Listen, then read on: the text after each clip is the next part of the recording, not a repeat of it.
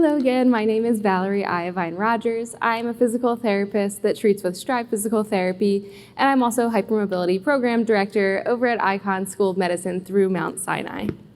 So today we're going to be talking about from the ground up and the importance of foot posture and seemingly unrelated joints in EDS and HSD. So picture a Jenga tower. Some are more stable than others. Some lean one way depending on their structural changes, and that can lean and impact a lot about the tower as it builds up taller. I bet you were all picturing a table or a flat floor underneath that Jenga tower, right? So what happens when you try and picture a Jenga tower on a couch? Not a firm one or a flat one, like an old tufted couch that when someone sits on it, it sinks in different places. So you can imagine there'd be no shot that the rest of that tower is sitting pretty, right? So we can agree that stability works from the ground up. So now let's consider your feet as the foundation. If the feet are hypermobile, they lack some important support and positioning that the rest of your probably hypermobile body requires. So now you're seeing the importance of this base, right? Hypermobile feet typically are also very flat feet. So here's the part a lot of people don't think about. They may not look flat to you if you're sitting down and you take a look at your foot, but if you notice, when you go to stand up, sometimes that arch collapses, or if you see your foot's wet and you get a footprint, you can see there's much less of an arch than you may have expected.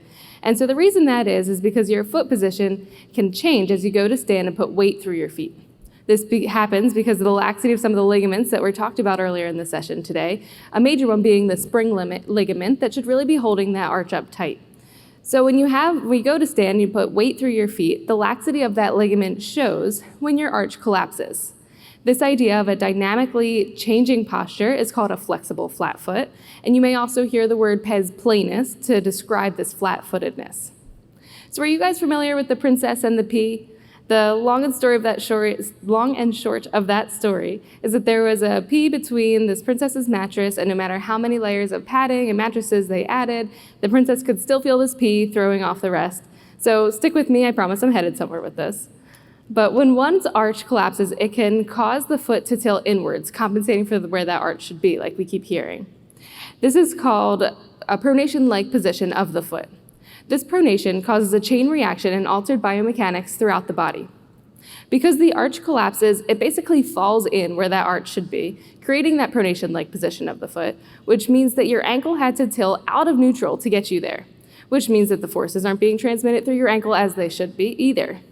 Your hips and your knees will move slightly to compensate for this altered force that isn't going through the ankle correctly. And if your knees and hips have accepted the pressure differently, then your back must accommodate as well.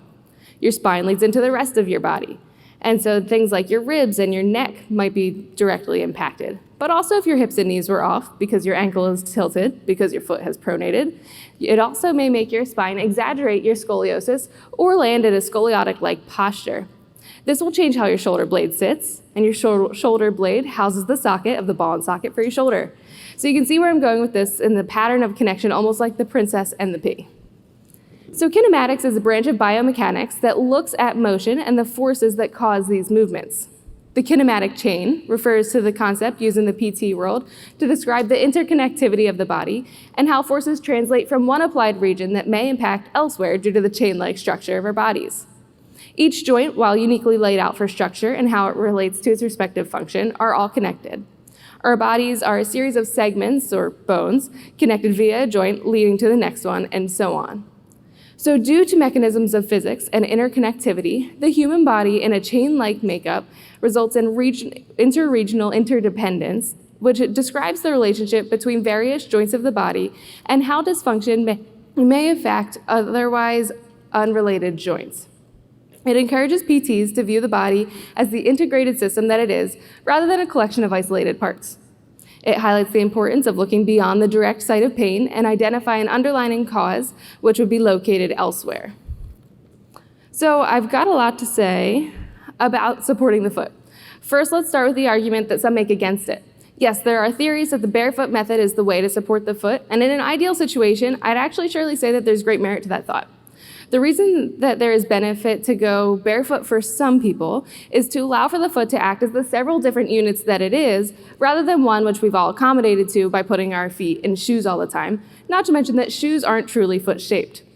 It also is helpful to allow our bodies to build up the strength it needs to keep your foot strong, without relying on a shoe. It's like a similar concept I'm sure many of us have heard as to why we should minimize brace wearing for our other joints too. We want the muscles to be strong enough to support the joint when the brace is off. Many PTs really don't like the use of braces for that reason. But as a PT and a patient that lives with this condition as well, I know that sentiment is great and all, but sometimes it's just not realistic for full-time use. I feel adamantly that a brace is not the solution, but I do feel strongly that it may be the accommodation that someone needs during a certain task or certain flares to continue living life to the fullest with instability. It's just not realistic to think that people with hypermobility can hold their body perfectly stable all of the time, controlled with their active subsystem, or to say their muscles all of the time. It's a similar concept in the foot. If your foot is strong enough in your small intrinsic muscles to hold your foot in a neutral position that won't negatively impact the neutrality of the rest of your joints, then by all means, go barefoot. This is why I work towards the intrinsic muscles, activation in the foot, and progress to multitasking and functional activities while maintaining that arch in the foot. Yes, it is possible, but it takes a lot of work and training, first even just to find those muscles, then to build up the strength, endurance, and lessen the cognitive toll it takes and the focus that you have to do to get that foot to hold that posture. While important, we often can't spend a full PT session just on the foot as there's so much else to address. So it isn't realistic to expect someone will always be holding their foot in this position. So for that reason, I encourage supportive shoes for the regional interdependence of the foot. So like I said, it really does take time to achieve that neuromuscular re-education of the intrinsic of the foot that can hold up that arch. Then we have to work on the strength and the endurance required. I'll often start with something to wake up those muscles, something like having the patient sit in a chair and a towel flat in front of them and have them scrunch it with their toes. We'd move on to something a bit more dexterous, maybe like picking up marbles with your toes from the floor and putting them into a bucket. An ankle weight, added note here, can be a time-efficient way to hit the multiplanar stabilizers of the hip as they pick up and reach around for the edge of that bucket. Then we progress to muscles to make a dome in where the arch should be, and they should start seated. At that point, I'm okay with a bit of toe involvement, but we'll progress to isolation of this doming activity. We'll want them to eventually be able to do this in weight bearing on multiple surfaces, uneven surfaces, and then eventually completely unrelated tasks in an upright position so we can really get at that dual tasking. In PT, there are some taping methods, and we can use that kinesiology tape we were talking about, and that would encourage some muscle activation to hold up the arch, or leuco tape, and we can passively support that arch as well, but keep in mind the delicacy and the sensitivity of the skin if you're considering those taping techniques. So there are some things that aren't just made for the hypermobile humans. Flip-flops that are those floppy nothings are pretty sure going to throw off your ability to hold that foot strong in your gait pattern or the way that you walk. So when you have to feel like you're grasping on your shoe to hold it on with your toes, that one's not a very stable shoe. While this isn't good for your feet, remember all the ways that a poorly positioned foot can affect the kinematic chain. For this reason, I advise my patients when you're not in a sneaker to wear something that still straps to your foot. You may have noticed that I was wearing flats throughout the weekend and those were totally strapped to my foot. And now that we're on day 4, I've had to switch to the sneakers. So, you can definitely make things work with that shoe attached to the foot. Another one not meant for the hypermobile humans typically are high heels. The position that your foot is in is called plantar flexion. That's that toe-pointed position. And that's the most unstable position that your ankle can be in. Now add in that your body's not getting tension on the cells that are meant to give you feedback as to where your body is in space. So this poor proprioception predisposes us to be the clumsy people that we are. So I know sometimes that it is a tough pill to swallow sometimes, but I've ditched those heels, I've ditched those floppy nothings. It's not worth the altered biomechanics that it inclines your body to work with. These are some great platform shoes I have here. Those are called the pillar heels through flip-flop, and there's other accommodations that you can make to kind of make it work with the shoe accommodations here. You can see I've actually decorated those ones because sometimes you just need a good silver heel, right? So we want to support the feet in order to support the rest of our bodies through the idea of regional interdependence. With a flexible flat foot, we are looking for a shoe with good arch support, cushioning, and also distribute the pressure evenly. A firm midsole and a stable heel counter can help with this as well, and a custom orthotic can help improve foot function and reduce symptoms. So what makes a good shoe? You're looking for arch support. Look for shoes that have a noticeable arch built into the design. The arch support should feel firm, supportive, providing a slight lift up to the arch when the shoe is worn. You also want good cushioning. You'll want to press on the midsole of the shoe with your thumb. It should have a good amount of cushioning and absorb the shock, but provide some comfort. And the cushion should be soft, but still resilient, not too firm and not too soft.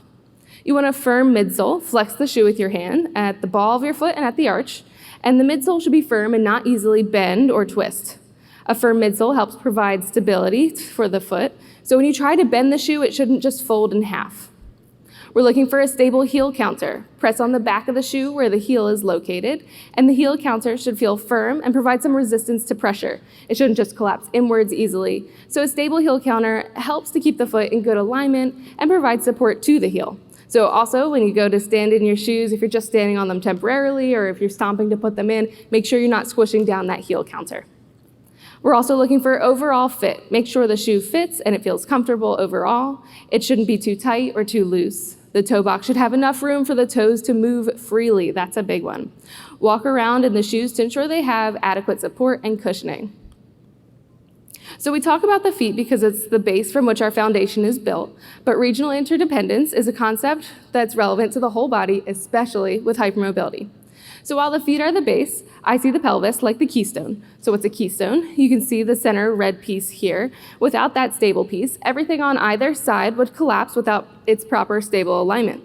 Well, in your body, that concept of regional interdependence arising again, not only is the base structurally important, but so is the keystone, so in my opinion, the pelvis. Can you picture if the foundation of this arch and the keystone were out of place, how the rest of the structure may be impacted? We kind of can use this to equate to our feet and now our pelvis as well. So a major place that I'm seeing a lot of dysfunction, secondarily to the regional interdependence, is stemming from the position of the pelvis. So I a lot of times actually use my hands to demonstrate this for patients. And so if the pelvis is made of two half rings like this, they can move and twist in different planes of motion. So say one side twists and that might tilt backwards. Then to compensate, the other half of the pelvis can tilt, and you can see how it's trying to accommodate here, and the ring is trying to make one shape. So maybe it'll also slip up, and that'll be an upslip. So now we've moved in 3 different planes of motion. You can see it's made a semi-normal circle with my fingers, right? But as opposed to this, where we started, it's not a stable base for that spine.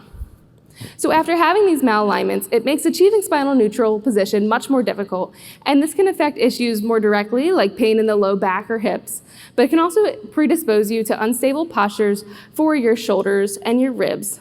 It can cause a headache and neck pain from this altered posture with poor awareness to the body and space that we were talking about. Similarly, the position of the shoulder being out of place or even in place but having those large muscles guarding or trying to stabilize it instead of the small stability muscles can also send more issues up to the neck and head. Can you see how either the shoulder being out of place or by guarding and stabilizing incorrectly, that'll impact the position of the muscle activity of the neck, so then that'll impact the head?